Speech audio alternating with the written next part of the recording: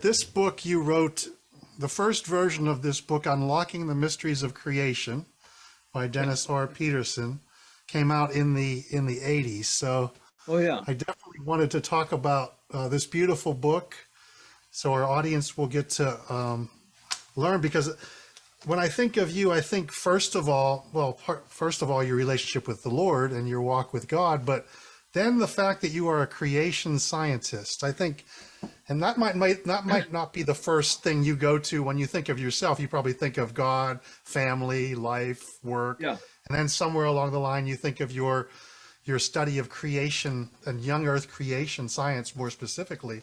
yeah. But this book is just so beautiful. So in our interview, I wanted to touch on that and Well, maybe sure. talk about a few things. So can you tell us a little bit about that? How you came into that? We were talking about the things that we choose to do, whatever your hand finds to do.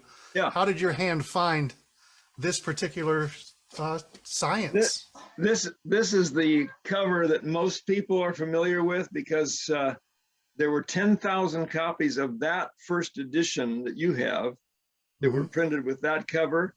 But the other 40,000 copies that have been issued since then on this particular edition have a cover a lot more like this. And so I that's the see. one. So if Wow. people are confused, that's the one with the dinosaur and all that other thing. But it's Very nice. similar. But anyway, before that, the book was entirely in black and white. This is all color. And this has got about twice as much content as the previous book. It was also called Unlocking the Mysteries of Creation, but this one has added the subtitle, which says The Explorer's Guide to the Awesome Works of God. Yes. And so when I undertook to do this it was 1999. I finished it in 2002.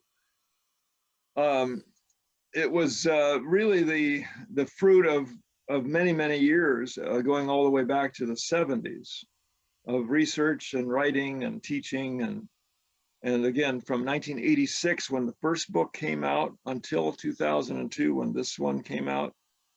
That other one went through 25 printings, and Wow. it was circulated about 250,000 copies all over the country and all over the world, actually. So I don't Hmm. even know how many, because there were other versions of it. Like there was a Russian version, there was a Filipino version.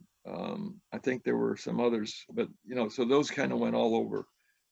And at that time, it really filled a real important need for just your everyday garden variety Christian who basically had been barraged with all the confusing ideas about Genesis. And and I wasn't writing it for any particular reason except just to get out on paper the things that God had put in my hands to sort it all out. And he gave me an assignment when I went to Bible school. I went to Bible school in Canada just to learn the Bible and to be just a more informed and effective follower of Jesus. Um, my approach was I just was wanting to be a servant, and I wanted to be his servant, and I wanted to learn the Bible, and I didn't want to go to a theology school and learn theology. I wanted to learn the Bible. Well, it was by the grace of God, he led me to a Bible college, and that's all they taught was the Bible. And the men of God who were all pastors at one point in their life or another, that were committed to doing that, that it was the only textbook that they used. And so we had one class that was just the book of Romans, one class that was just the book of John, one other class that was just the book of it was Old Testament survey, so we started with Genesis and things like that. And so these men were just humble men that really poured a lot into my life. It was a small Bible college. There was only about 150 students, and most of them had just gotten out of high school. I had already been in the museum profession because that was my career. And so I went to the Bible college as a 26-year-old unmarried, never had been married, didn't have a relationship, um, and just a student. But all these other younger people were just out of high school. So there's a little bit of a gap in, I guess you could say, intensity and purpose in life and so forth. I was determined I wanted to know the Lord more and his word better.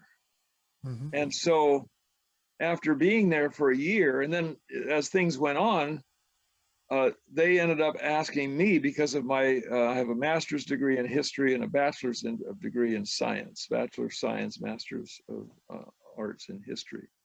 Hmm. And that's what intrigued them about my ability to process information on the subject of science and the Bible. And that was a keen interest of the leaders at the Bible College, that they wanted someone to help them create a course on science and the Bible, which they asked me to do. So I took that as, again, whatever's in thy hand, do it with thy might. And so I did. And I just really took that to heart. It wasn't my main thing, because I just wanted to learn to know the Bible and just be closer to and more effective in serving Jesus. Hmm. But I did love science and I did love history. And so it was a natural for me to investigate and research. And I had piles of books and everything that I could get my hand on. There wasn't a lot back then in the 70s, but I got everything that I could get my hands on, and actually created the first ever course for a college level curriculum on science and the Bible. Hmm. And so that was in 1977. Hmm. And so from that, like I said, it took about 10 years. In 1986, finally came my first book, Unlocking the Mysteries of Creation. So that's how that all came about. But it was, again, it wasn't because it was my main interest. I was assigned to do it, and I took that gladly as the Lord's pathway. Yes. And so the Lord has guided that path. You know,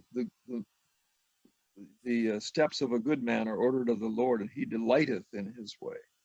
Yeah. And I think that was the thing that drove me. I never even had the slightest hint of doubt that I was in the will of God, doing Mm. exactly what he told me to do. Yes. And it just went on. It was always just one adventure after another. I taught the course for 4 years after I wrote it for the Bible College. Hmm. And then I pastored for 5 years. And in pastoring, again, I just took that with all the strength that the Lord gave me to do it. And I learned a lot in that process, but I always felt that I was never called to be a pastor in that sense. But I did what was laid before me, but I obviously was called to teach. And Hmm. because the Lord gave me that gift to teach, and I didn't know that. When I was a student at the Bible College, I had never been a teacher. Never.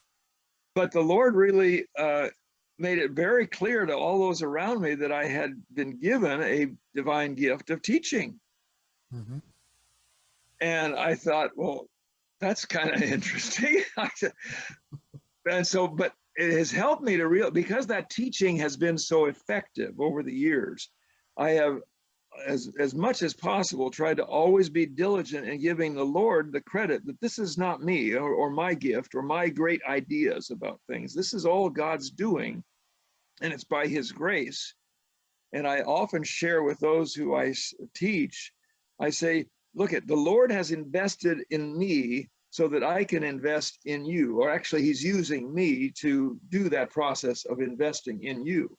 And so Hmm. I try to help people realize, look, we are not our own. We're bought with a price. We don't belong to ourselves. It's not anything that we've created that's any big deal. It's God's things, God's orders and guidance, and all of the things that he has put in our hands to do. Those are the things that are important. Make sure you do those and do them with all your heart.